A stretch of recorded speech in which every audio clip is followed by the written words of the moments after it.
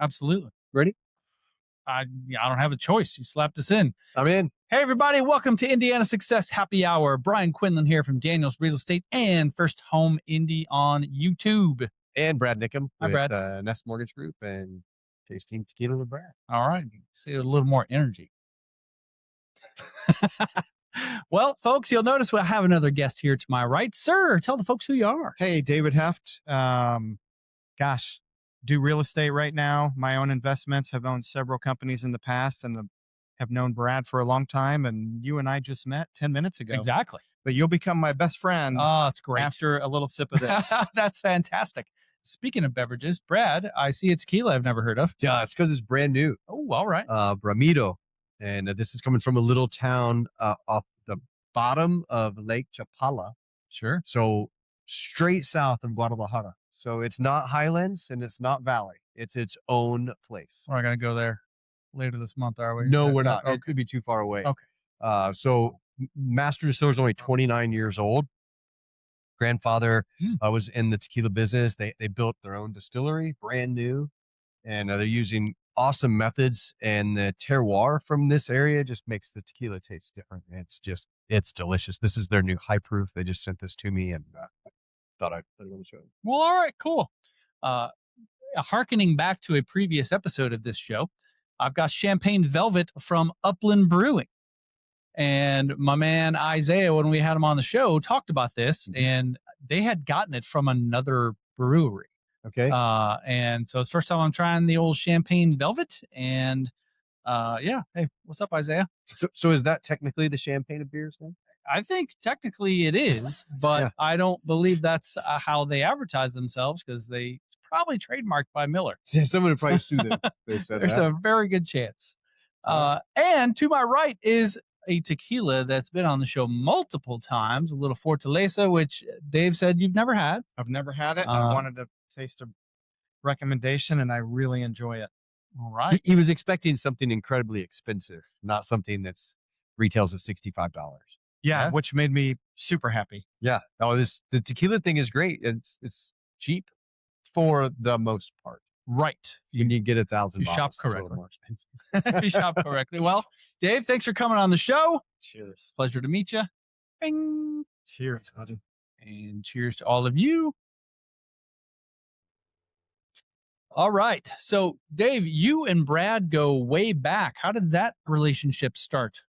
Gosh, it's so interesting. I friend of his, and probably a business colleague as well. Yeah, business partner, Peter Brosco. I had been in a different business at the time and got referred to Peter, and right away the personalities, we hit it off, and then we met, and I've just kind of enjoyed the energy, the thought process, the excitement, and everything you guys bring to the business, and it was so easy to.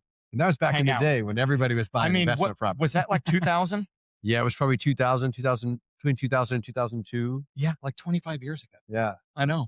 It wasn't just like 10 years ago or No. so? No, it was Can you believe that? No. There's things, I think now if you buy something from 2000, it's considered an antique. Almost. So, as we learned on another previous show, to be antique, it's 100 years. So we're not quite there. You're yet. right. We're not quite there yet. I just see when I see like a song that came out when I was in high school, and they're like, "Oh, that's an oldie. It's not even a classic anymore." And I'm like, "Oldies." Okay, so I've thought about that often. I remember being in the car with my parents, and there would be the oldies station. Right. Yeah. And that of course was music from 50s, 60s at the time. And now I think, number one, we don't really have anything that I know of around here that's called an oldies station. I call it Q95. Right.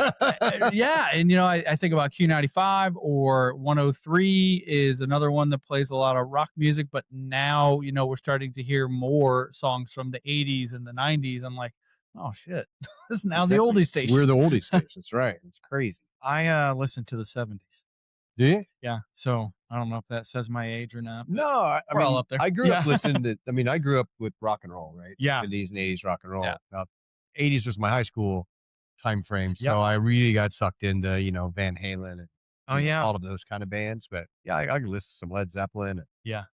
So yeah. So good. Yeah, it's awesome. I'm a country guy now, though. Yeah, you are. I've been a country guy for a long time now. We do the same. My daughter got us into that, and I think it was through The Voice or some music competition. And she would come home from college and go, "Dad, just listen to this." To my wife and I, and I'm like, "All right, I'll listen to it." And then everyone was singing country songs, and pretty soon my wife and I are like, "This is really good." Yeah.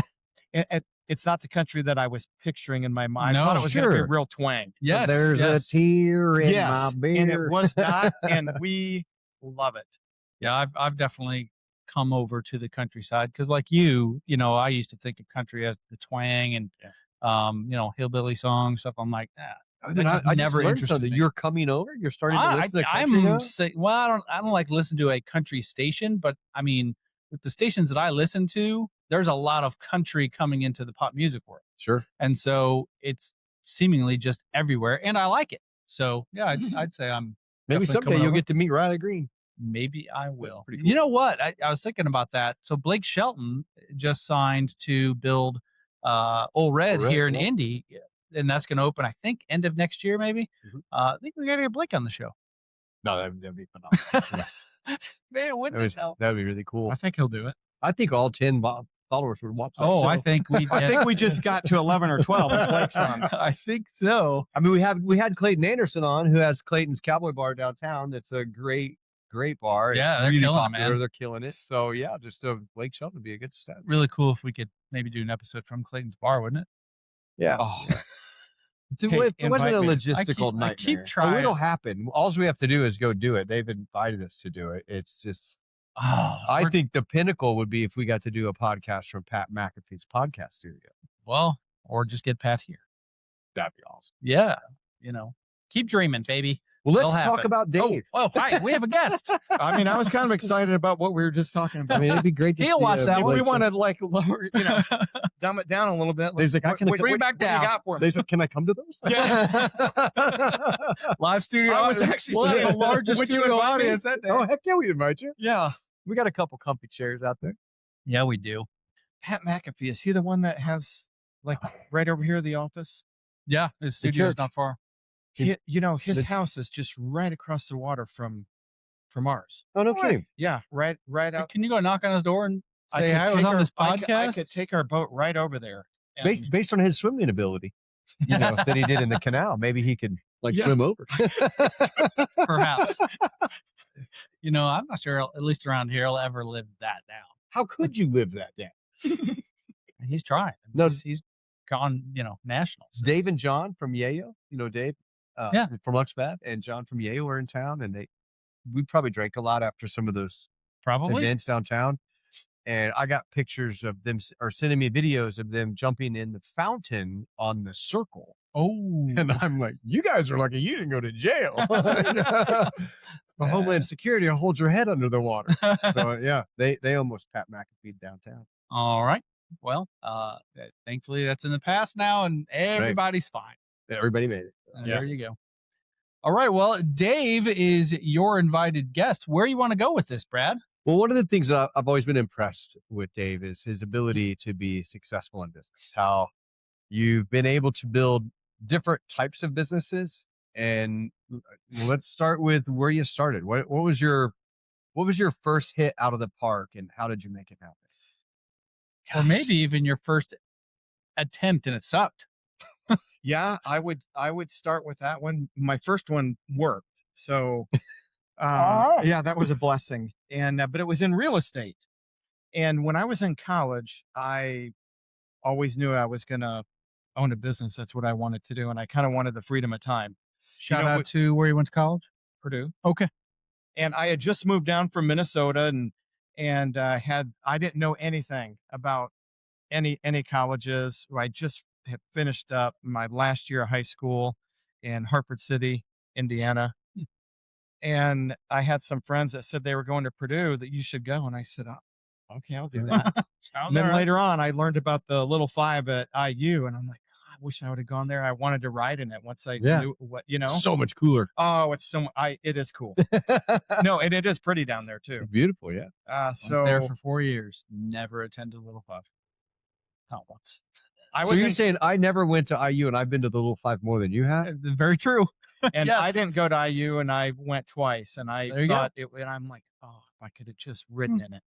It's one of the greatest weekends at IU. I think it's I amazing. agree. I had a great time each Yeah. weekend, but that did not And, involve the, the and race. the movie, Yeah. Breaking Away? is it the Break- Cutters or what? It's what Breaking Away is the movie, Yeah, yeah. but the Cutters were the Yes, cycling I team, loved and still it. are. I mean, to think I carried 2 cases of beer across the street heading to Dunhill, Mhm. and I was a junior in high school. And nobody said a thing. Different times. Different Sorry, we times, yeah. we cut you off. Continue with So your Purdue journey. started at Purdue. Yeah. Okay. Well, yes. I always knew I was going to own a business. That was my goal. Part of it was I felt like I had to. Like there's some, sometimes you're proving yourself, right? But I also wanted the freedom of time, and so I got into real estate, and it was a little bit of a fluke. That was never a plan. I didn't have a plan of what I was going to do. Initially, I always thought I wanted to own a restaurant, and I thought, gosh, I could do that. I don't love having to manage people, and I'm probably not the best person to manage operations because I can hold the line for a minute, which is not very long. And then after that, I'm like, all right, it's okay. We'll move the line, Yeah. And that's not good. So ultimately there was an infomercial I think it was an infomercial for probably at that time cassette tapes, a series on buying tax sale properties. Okay. And I literally thought, I don't need to buy that. I'm just going to go do it. And so I did. And I bought my first tax sale properties at the surplus sale downtown Indianapolis. Didn't know what I was doing. I bought a few more properties after that. And then pretty soon I started getting some notices from the city of Indianapolis, like, hey, you kind of need to clean your properties up.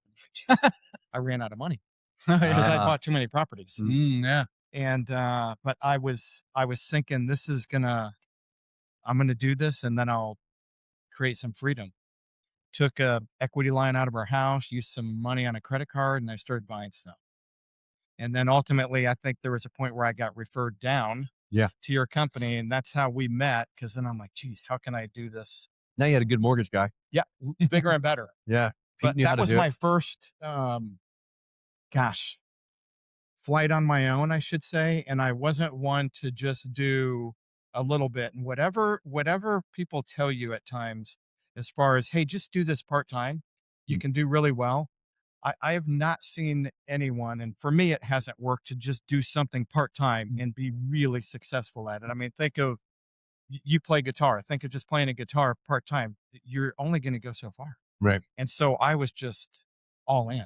I was reading books. I was going to different events. I was going to seminars when people came into town, learning. And then I just somehow started to network with people in the industry like you. And I just kept learning from that, but I was all in. How many properties did you get up to? At that time, I got up to 200. Okay. Wow. I thought you were plus 150, but I can't remember. It was 200. And what would you do with that? Was it, fix and flip or Yes. rentals? Both. Oh, Mostly, I considered myself kind of a wholesaler. Like I would go get these properties, and sometimes I would get them, and then I would think, I'm not sure what I'm gonna do with this. And then I would start calling people I knew, and I'm like, hey, I have this property. Do you want it? Maybe we could redo it, or I might rent it. And then I just started moving properties. I did rent, and I didn't love that part because I was managing the rentals. Yeah, it sucks. And so I then eventually hired a company that managed them, and because man, I would go down and get rent, and they wouldn't have all the money on Tuesday, and they're like, "We'll come back next week, and I'll give you the other, $75." And then I'd go back, and they weren't there, and there were times I'm like, "What am I doing?" Right. Like, I don't remember if it was you or not, but what you can say was if it was you or not. You guys had a property. It was at a certain place. It had a board up. You guys got told you had to do something to it. It took a little while to get there, and you got there, and it had been torn down by the city. Was that you? No, that Okay. was someone else. Okay. And That's a good story, though. no, it's a true story, and I knew that person. Okay, yeah, that's right. And I knew that there was a connection I there. knew them, and I started getting notices like that on some of my properties. And at first I thought, I'm like, you don't know me. You're not really They're going to do not it. gonna do Yeah, that. And then I was networking with people like you that said, no, they'll really do it. Yeah. And I got called down into environmental court, health and hospital, I think is what it was Yeah. called. And I didn't know I was called down, and I just it was like a photocopy pay. I threw it away. And then someone told me like, dude, you missed court. Like, that's not good. You need, and I'm like, what are you talking about? And so I went down. That was real? I found out. I real. found out like they do have inspectors and they really mean it. And they were adding like citations Oh, to my, I might have bought a property, say for $3,000. And then I was getting fines. And then pretty soon I'm like, geez, now I'm in the property. I haven't done a thing. And I'm in it at 10,000. And I'm like, I better do something. I just remember Pete saying in the office, they tore it down. Like the city Yeah. tore it down. No, that It's was gone. someone else. And I was there and the guy called me and he's like, dude, guess what just happened? And I'm like, no way, they can't do that. He goes, yeah. And then guess what happens after they tear it You down? get a demo bill. Charge you? You have a demo bill. Yeah, you like a Oh. $25,000 demo bill on a property you bought for like $5 Yeah. grand. Oh my goodness. So one of the things that happened to me through that, in any business, you get into it, you're learning, it's going well, and then you start to learn all the things behind the scenes. I mean, the tape series can tell you how easy it is. Yeah. And you might do one thing that's really easy, but the other 10 It's hard. are hard. Right. And that's when you're working and doing everything. And so the city of Indianapolis, whatever it was, they wanted to start forcing us landlords to start getting these properties redone quicker. So they published in the Indianapolis Star, which was bigger back then, right? The paper. But they said, here are the top 5 like worst landlords. Yeah. And I You was made the list? I made the list. No, you didn't. way to Yeah, go. I was number 4. Oh, no. Now the thing is, some people would take it as you're a horrible landlord, like you're renting homes and you don't, and these people, but it's not, it didn't mean that. It just meant you own the property. You're not mowing the grass on time. You have Right. gutters. It's not even in it. No May one's- not be even in it. Correct. Yeah. And so I went and met with I called them up and I said, hey, I want to come down and meet with you. Like, why did you publish us in the paper? And there were 3 other big hitters ahead of me, and they had more properties than I did. And they're like, well, here's what we're trying to do. And I go, it's not going to work. And I go, I noticed you didn't publish any banks' names. Right. And they're like, well, and I go, we bought these from the banks. Yeah.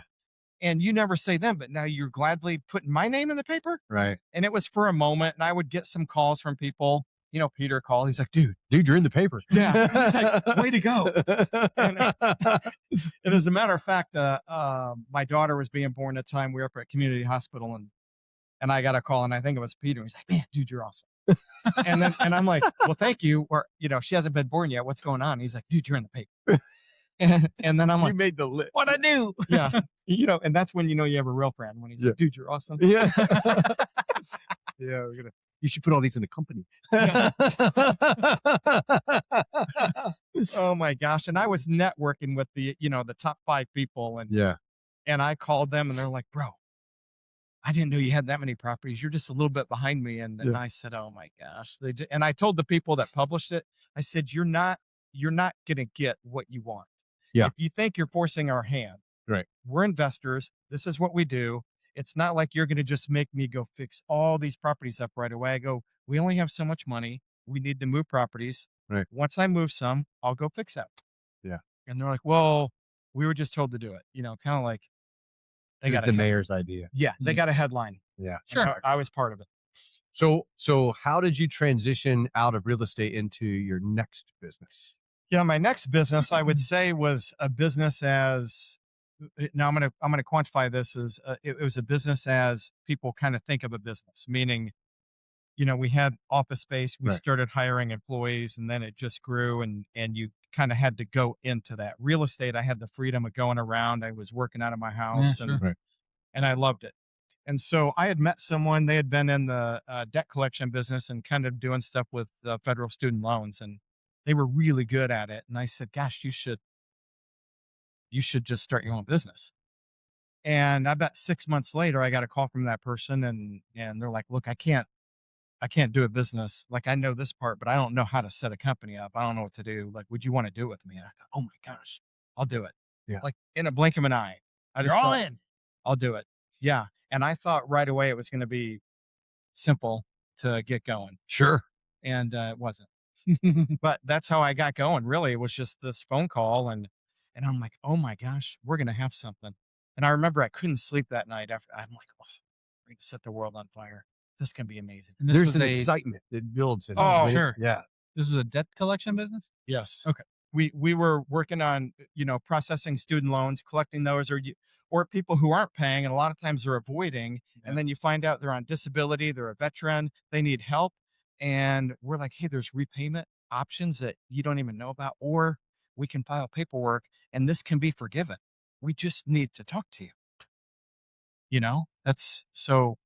Anyway, that's what the business was. And that became a big deal, right? It became a big deal, and it became a very big deal. I had no idea how big. I didn't know what was going to happen. I knew we were going to be really good. And once I got into it, I was still doing some real estate. And I thought, oh, I'll just help this get going and I'll keep doing my real estate. And then pretty soon I found out I can't just help this get going. Like, it's going to need me full time. I got to be the CEO like all the time. So I stopped doing real estate. Right. And I started helping to build this company up. And then pretty soon, we had bought a house, renovated it, turned it into a commercial property. We started, let's say, with 12 employees. I would go get contracts. We had, sophisticated computer system as far as managing financial information. We would get audits done, and then we're growing and getting more contracts. And over time, we grew to 400 and almost close to 450 employees. Wow. Yeah. Which I never, I don't wake up and think, oh, I want to have a lot of employees. Sure. I just think, Nobody does. yes, Nobody does. no one does. But what we wanted was, I wanted to build this successful company. And then along the way, you start realizing, oh, yeah, this is what we need now. Yeah. Right. We need these professional IT staff. We need trainers. We need auditors in house. And then pretty soon I'm like, I can't believe, man, all these employees. Did you ever think I need a fish tank that has sharks in it in my office? Did you ever think that? No. Did that ever happen? Yeah. Because why not? I'm looking at the screen. I didn't think that. And my my business partner thought this will be great. And I thought, I don't think we should have sharks in there. He's like, that'd be great. And I'm like, I don't think so. But you did have. We did. Yeah. And it was big sharks, right? Yeah. And we'd have someone that would come in and take care of the tank, and they'd get in and swim around in it and clean it and stuff. And I know. What the hell? Yeah. How big were the sharks? What kind of sharks? Well, yeah, I know. I don't remember that. Okay. Maybe blacktip. They were whites. They just weren't great.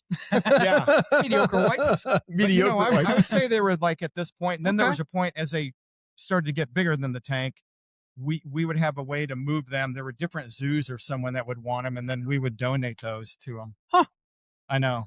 If you're going to be in the collection business, what better symbol to have in your office that's than a really sharks? good point. Which wasn't good.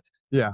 And ultimately, It wasn't, and it is. Like, it is, and it's like the Wolf of Wall Street type cool. Yes. Maybe not really that cool. No, it's cool. Thank you. And that's what I was saying. Yeah. And then we got written up in a newspaper out in Seattle, and they're like, hey, these guys even use sharks as their inspiration. And I remember my business partner calling me going, dude, can you believe this? And I go, yeah, I can believe it. And he's like, whatever. And I go, no, it's not whatever. It's not good. Right. We need to have Finding Nemo fish in there. And I'm serious. I go, and then some of our clients were kind of like, hey, now that I'm reading that, I don't know if sharks are the best thing. And I'm like, thank you. But we did get 90% of your debts collected. Yeah. And they're like, but you guys are really good. Yeah.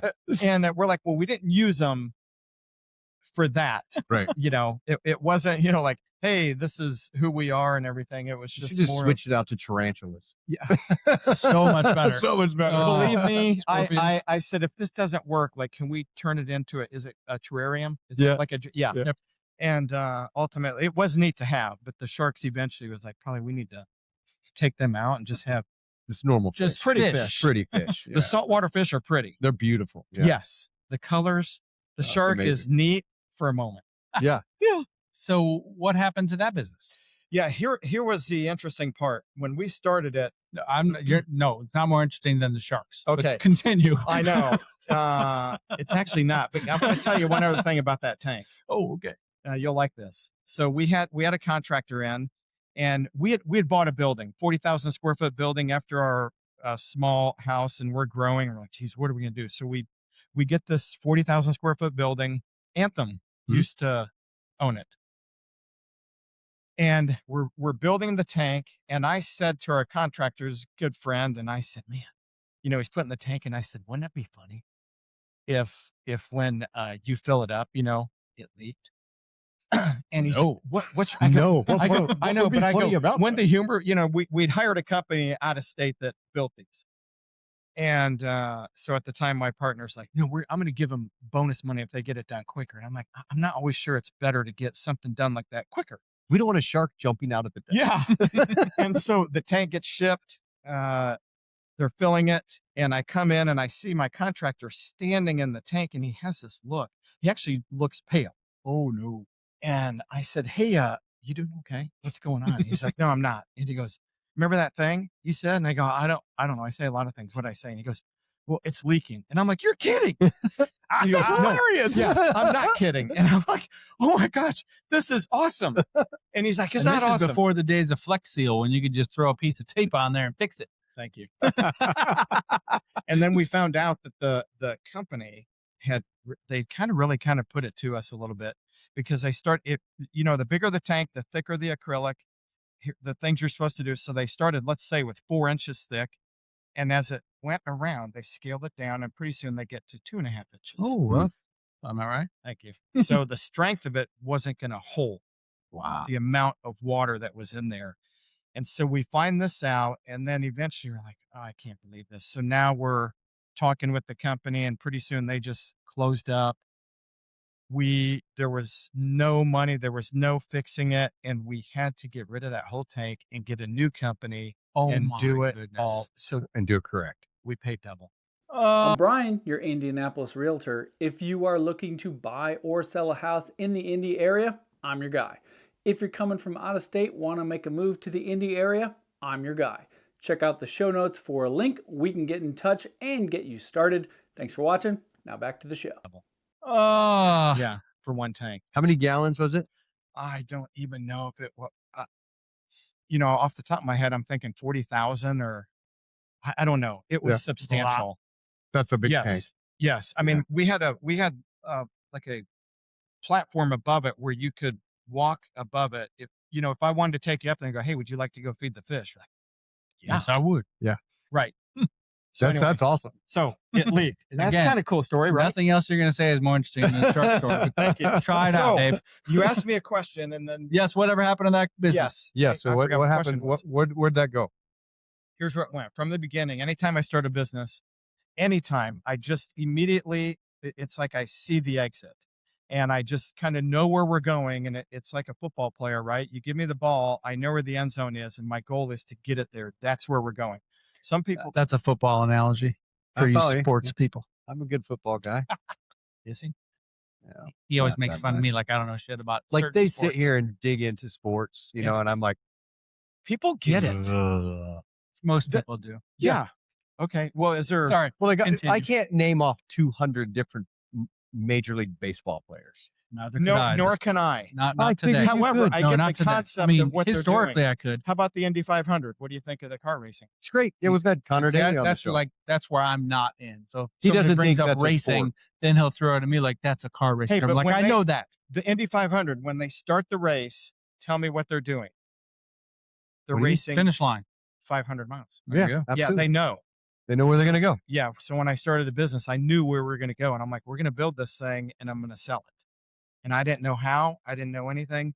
3 months in, I am, and I started reading publications, and I just happened to call this merger and acquisition company. And I thought, I think these are the guys to call. I didn't know anything. So I call them up and I said, I want you to write down my name and phone number and my email. I'm nothing today, but I'm going to be something in the future. And you're going to want to talk to me, and you're going to rep my company. You did it. That's I freaking did. awesome. Wow. Yeah.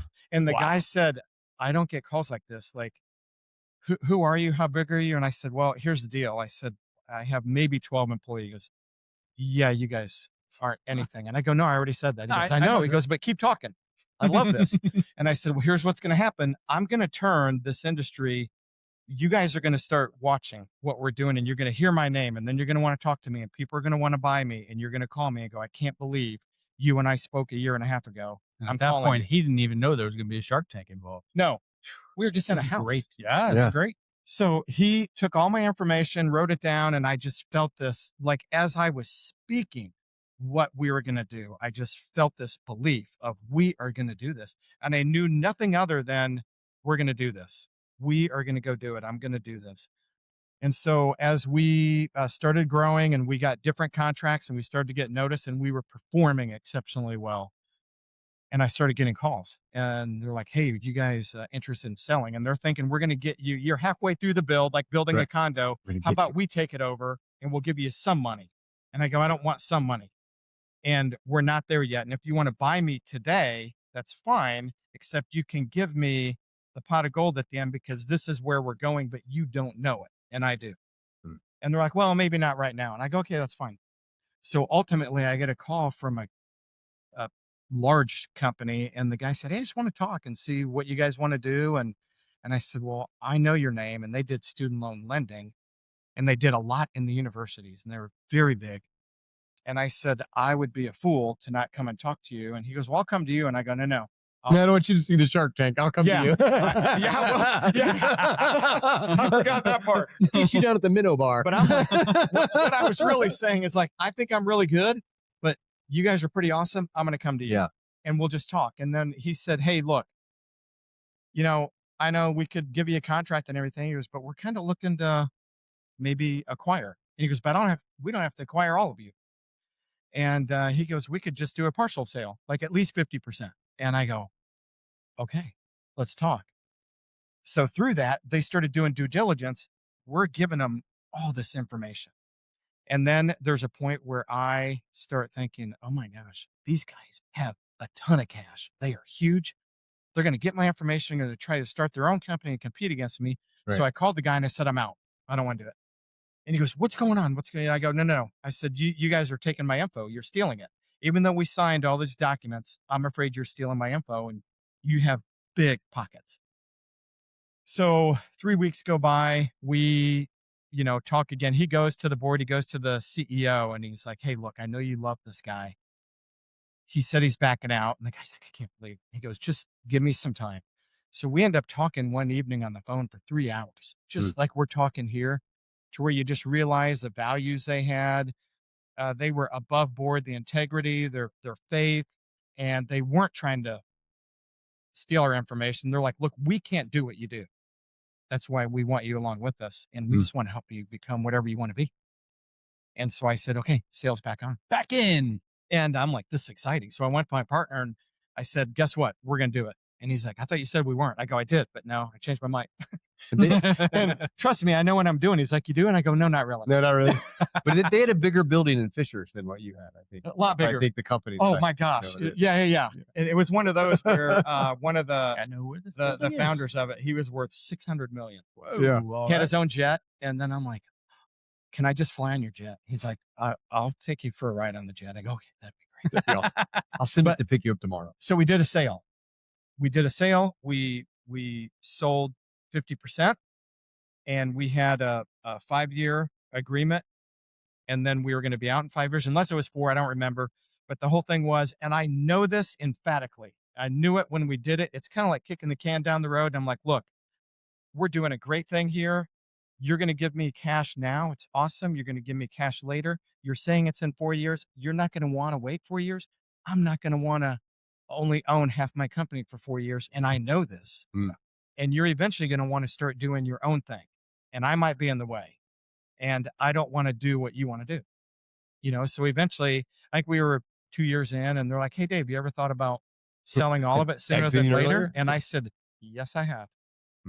So we came to an agreement and I sold the rest of it. To back up a little, when you first started, you called that mergers and acquisitions company. Is there any foreshadowing to that? Did they somehow get into this at all? No. Okay. And I know there's a little bit of me that I kind of wish they had. They had called me with 2 other clients, a potential purchases a year before, but we weren't at that point. And there was a pinnacle contract I was working to get with the federal government. And you had to have a lot of stuff in place. We had to put a lot of cash out, safeguards in our computer system and just people breaking into the building or hacking into the system. We had to actually hire hackers to try and get into our system. And so it just wasn't the time. But they did call me and congratulate me. That's cool. That's awesome. No, it was So good. they knew. Oh no, they knew. And when, no matter how big an industry is, it's big until you're in it. And then you start to know all the players. Yeah. And they knew us, and he was really happy. And he goes, I can see how they called you. We never had a broker. It was just owner to owner. That's very cool. Yeah, it was really good. So then from there, now you're out. Now I'm out. Now you sent your baby off into the world all by itself. Yeah. What did you do next? I know. And what I did next, now you use the word baby, and I want to say something. When I started my businesses, it was all to create freedom of time for my family. We have 4 children. Well, at the time, maybe we didn't have all 4 when I started, but I just knew, like, We know how they come. yeah. I didn't know if we were going to talk For about most, that. not all. Are we talking about that or not? We didn't plan any of ours, so they just came Yeah. along. And so so selling it was just always a vision. It happened. It's how I saw it. I didn't know who it was going to or when. But I'm like, and then there was sometimes I'm like, I can't believe we did that. Yeah. I can't believe it. Oh my gosh. Thank you, Lord. I can't believe it. And so what did I do next? We moved to Spain for a year. As one does. Yeah. I mean, Why not? normal thing to do. Yeah, of course. And I had met a pastor from a church over there, and we were like basically missionaries. They invited us over. We got a visa for a year. I was to help out at the church, just volunteering, but they had been praying for a business guy because they had a coffee shop. They had a workout facility, and so a big church out of Chicago built a building for them. Huh. The building became kind of a burden to them, if that makes sense, where Mhm. they were Yeah. kind of like, geez, how we keep How do maintaining I take care this? of this? Yeah. Yes. So they had started a fitness center, and they were, they had members, they had a coffee shop, and they had a gymnasium. At times they'd rent out. And the pastor's like, I don't know how many members we have. I don't know who's paying. I don't know what to do. And I said, and City in Spain are you in? we were in right outside of Malaga, Spain, on the Mediterranean. Okay. Was Jared and Laura Staten with you Yes. guys as well? Well, they went there when after our year, then they went. Then they went. Okay. We were at Horizon Christian at the time. Yeah, and yeah. Ding, ding, ding, ding. They, Yeah, yep, yeah. I forgot they had felt the calling to go there. Yeah. When when you they- said coffee shop. Yeah. Jared Staten has a coffee shop. there. Sure. Yeah. And so it was tough being over there. It was tough. And then it became a huge blessing. And what I mean by tough is this: we do, our culture here is a certain way. Like, we say we're going to do something, we go after, we have a meeting, and then we go do it.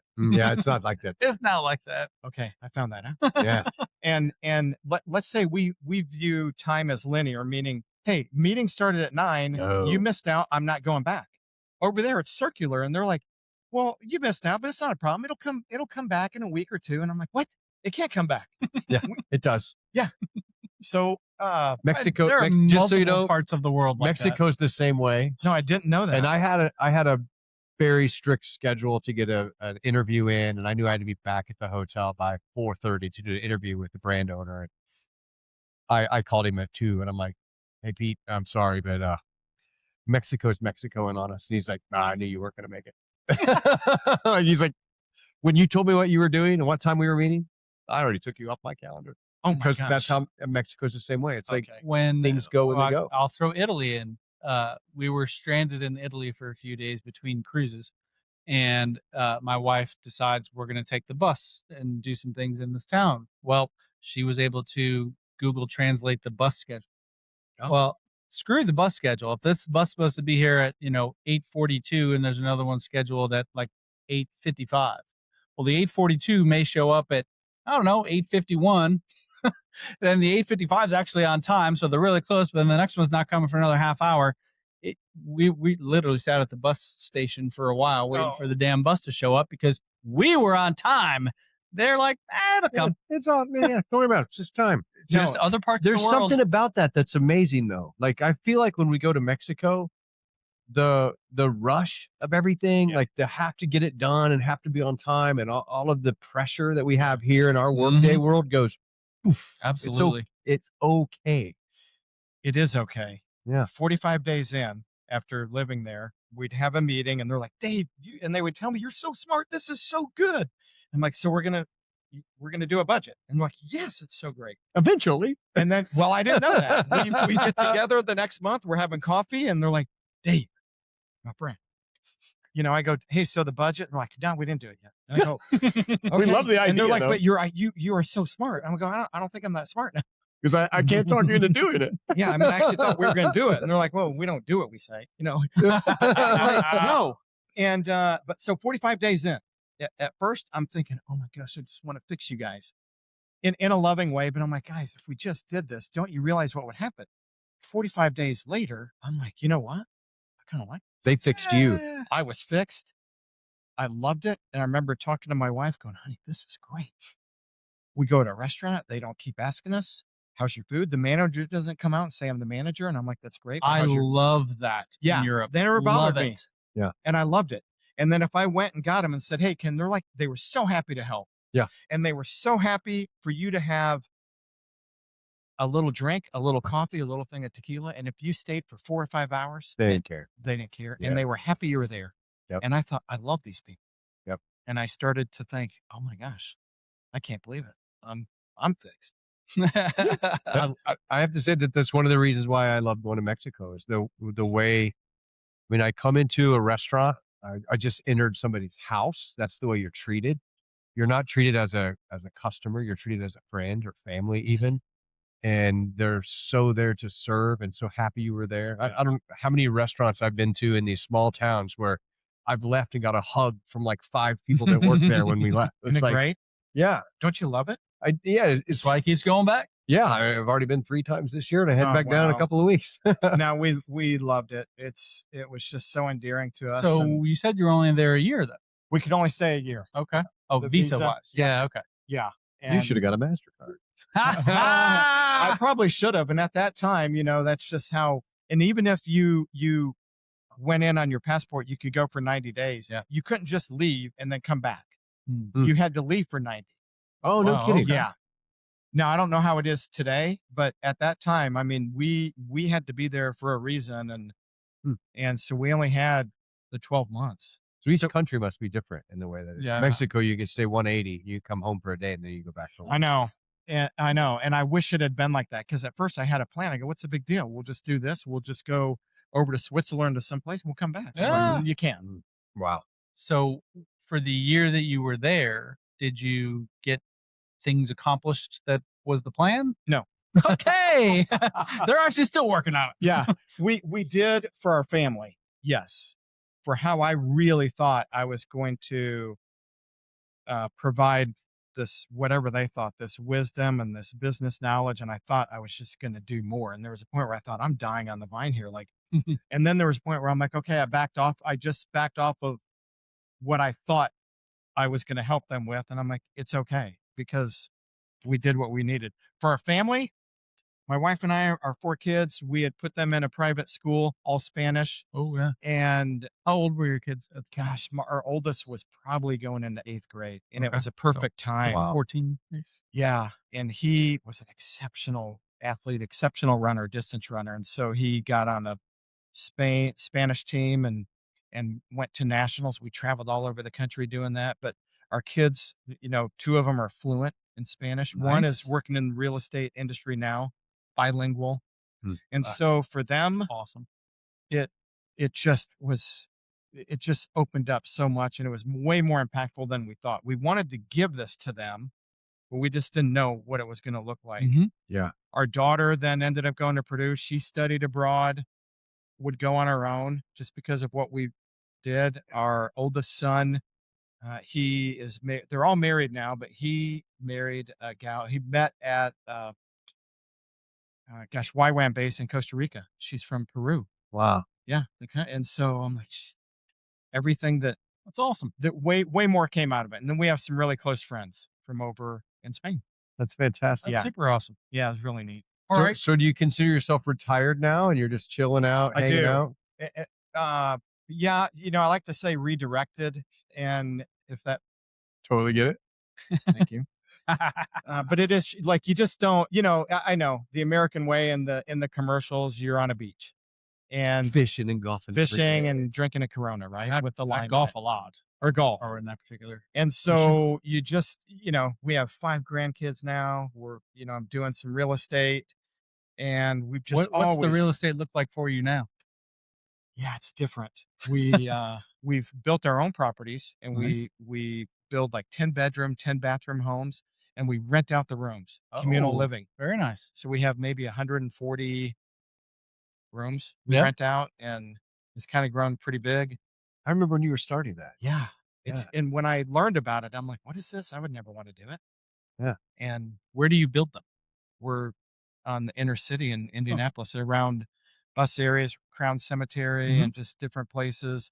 We strategically, kind of blanketed some areas, and we have some, which is really wonderful. Some, I would say, I don't know what you want to call it, not group homes, but people have come out of rehab, Hmm. and then we have some companies that have just taken over some of our properties, the Yeah. whole thing, and then it's a transition. Halfway house. Yeah, thank you. Yeah.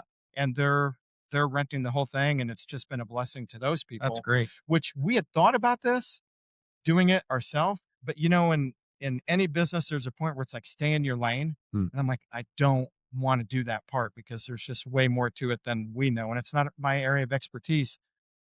They know the counseling, they know how to work with these people, but we provide really nice facilities For you. Yeah, to go from starting some real estate, being the 4th worst landlord in the city of Indianapolis, Thank you.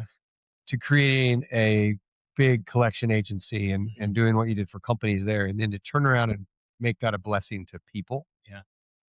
Says a lot. And Well, in between there, coming back after Spain, I don't know how many years it was, but then I started up another collection agency with some people, and built that up and sold it. I think that was like a 5 years at the most. I had 250 Okay. at the time. And it was really based on the contracts we had and what was needed. But man, that one, I got to say, over the first one, that was so enjoyable. I mean, the team I had, owners that were involved with me. I mean, we just worked so well together. And you love when you're doing something, and it's kind of like, you're on basketball analogy, but when you're on the court and everyone's just like in sync, and we're here to win, and this is what we're going to do. And they're like, hey, you might be in pain. And they're like, doesn't matter. Right. I'm not whining. I'm not doing anything. I'll do whatever it takes. The team that we just would have our, management meeting, and we're like, hey, we need to do this. And everyone just go do it. Okay. Wow. Like, you're not leaving until midnight tonight, but you'd never say it. Yeah. You would never say And that it. would never happen in Spain. Yeah. It No, would not happen in Spain. You're but right. we would stay and do it. Right. And it was amazing. So built that up and sold it. Same thing. And when I got my first contract on that one, I just got to tell you this. I went to this company, and they were a big debt buyer in the medical industry, and they'd buy debt, and then they needed to work with companies that were really good, because they're like, guys, we have millions of dollars out. We need to get our investment back and make some profit off of it. Right. So I went and I met with this guy out in Pennsylvania, and I said, here's what's going to happen. And I said this in a way, we're just having a glass of wine. And I said, I'm going to ask you a question, and you're going to say yes. And when you say yes, I'm going to start a business, and I'm going to be the best company you've ever worked with. And you're going to want to buy me. But you're not going to buy me. We're going to take your company and mine, and we're going to sell them together. But that's later on. He goes, well, what do you have right now? I don't really have anything, just this idea. And he's like, well, and I go, look, I've done this before. I will be your best. And he's like, well, I can't start you really big. I go, I don't care if I only need 1 employee. I just want you to say yes and shake my hand right now. And so he said, okay, I'll do it, but you're going to be small. And I go, fine. So he's like, okay. Well, he calls me the next day. He goes, did you mean it? And I go, yeah. He goes, well, you're going to do more than 1 employee, because I'm going to give you more business. And I go, I haven't even called the company to program our software. It's going to take me 3 months. Yeah. I got to get an office space. And then I, met with some other people. I'm like, guys, you need to come in this with me. You'll get ownership, and I can't do it without you. Like, I could look really good as a CEO only because of them.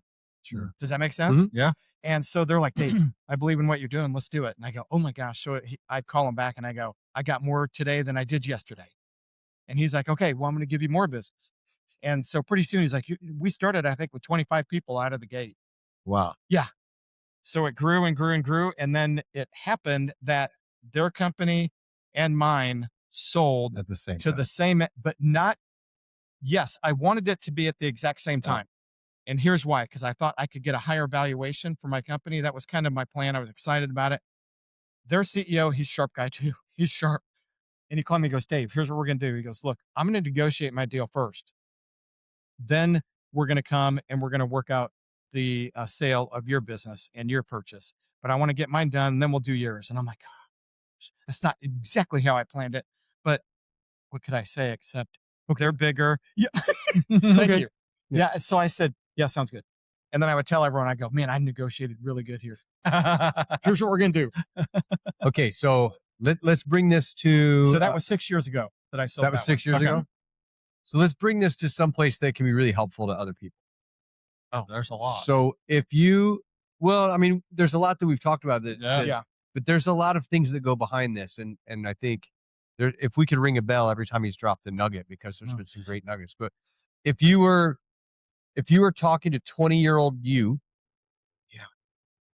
and you could say 5 things Oh, wow. to do or not to do, what are 5 things you would give 20-year-old you? Wow. You know, I've heard that question in different ways. A lot of times in distance running when I was coaching that, and when people are older in college and they're like, what would you tell your high school self? And I'm like, geez, that's a great question. Yeah. And some of them were like, hey, don't like overthink this, you know, just, but so what would Ding. yeah, you know, like enjoy the journey, which I really did. And then, yeah, I don't need to put a bell. I got Brad. yeah, isn't he the best? Saving me some editing. You know, one of the things I always believe in is start with the end in mind. Believe in that. Ding. You're going to need more money. Always. than you Ding, thought. ding, ding. Like you're always going to need more money than you thought. And so just know that. You're going to also need sometimes more talent. Either, you know, we're always short on the knowledge, right? Or money, or sometimes the time to market. And you're going to need all of those. So what did I do? I started with the end in mind. I specifically would tell my younger self, which I didn't initially do until I was a little older. And I'm like, hey, I need to take some time here and I need to think about the business, right? We're so busy just doing it, but are we going in the direction that I believed we were going in? And are we doing what I said we would do? So I would take time away from the business and go, are we moving towards my goal? And I would always forecast out, I would say, just forecast out what you think you're going to need in the future, meaning money, but also talent. And I would plan for that. And then I would, gosh, You're beyond 5 at this point. Yeah, well, no, the other this is- thing, this and I good want, stuff. and just so everyone hears this too, is that a lot of times, and by the way, through these companies, there was, I think 3 times I was nominated for Entrepreneur of the Year award, Ernst & Young, the big award. And at first we'd go down, make the finalists. I made the finalists, right? Go down to the event, black tie event at the Murrah, is what it was called at the time. I don't know if that name has changed. And Old National Old Center now. National Center. Okay. They sold out. yeah, hey, smart. I would have sold them. They usually just sold it 2 years before. Apparently they everyone did. knows that now. And so I told my wife and, you know, the other people, we had some friends come down, but I had family with me. And I go, guys, you know, like, I'm just happy we could come to this event and I'm thankful for that. And so we walk in and I mean, it looked like the Academy Awards. And I looked over at my wife. I'm like, I want to win this. I want to win so bad. I wish I had written a speech. Yeah. And I'm like, oh my gosh. And one of the competitors in our field was Gary Dick, who had branched off and said, I'm like, we're so dead. I can't win against him. He already has this notoriety. Right. And so we 3 times was named as a finalist and did, you know, and then they would call out the winner. I'm like, oh, we didn't get it. But I would say we were the Susan Lucci of the, Yeah. Ah, there you go. That's Yeah. awesome. and, but it was awesome. I'm not sure why I told you that, but it was a lot of fun. So it was something in there. You know, you've always been a very humble person, very nice person, very Thank you. approachable. All of the things Things that, have changed, but you've always been. Yeah. No, he still Until is. today. He still is. But that's one thing that, you know, I've met a lot of successful people and know a lot of people that have, you know, built businesses and sold them. And some of them, it really went to their head. and you've always kept your faith in faith. in the forefront, and you've always been very humble and very approachable. Well, thank you. That's exactly where I was going with the award. And here's what I was going to close with. I knew that. I was. Yeah, I know. You're so good at this. Shut It's up. almost like it's almost like you have your own podcast. No. And what I was going to say is this: some of the people got up and they had really amazing companies, and I'm like, geez, yeah, makes sense. They won. They were really good. But it's almost like here in America, they were proud to say they did it at the expense of, right? At the expense of their family. And I remember looking over at my wife and I'm like, what are they doing? And they're like, hey, I missed a lot of my daughter's birthdays. I couldn't go to her graduation because we were doing this big thing. Now, there were some of the people in the room, they're like, oh, yes, that's what it takes. And I'm like, no, it doesn't take that. And that's what I wanted to tell people, like, it does not take that. You can grow a business and have success, not at the expense of your family.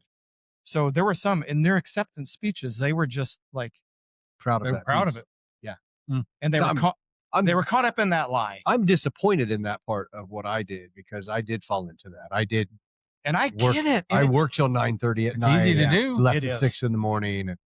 But we did, my son raced, we traveled, my daughter's a cheerleader, we traveled. I tried to be in there all the time. But I can see where you go to that next step and it does appear that you have to leave and just make it happen. So I appreciate that you did that. Thank you. And, I'm not, I always wonder this because there's other people that built, say within the industry I was in, they built a company like mine and they had 1,000 employees. I'm like, geez, I only have 450, but they had different contracts and they sold it and they were like, oh, they have their own jet.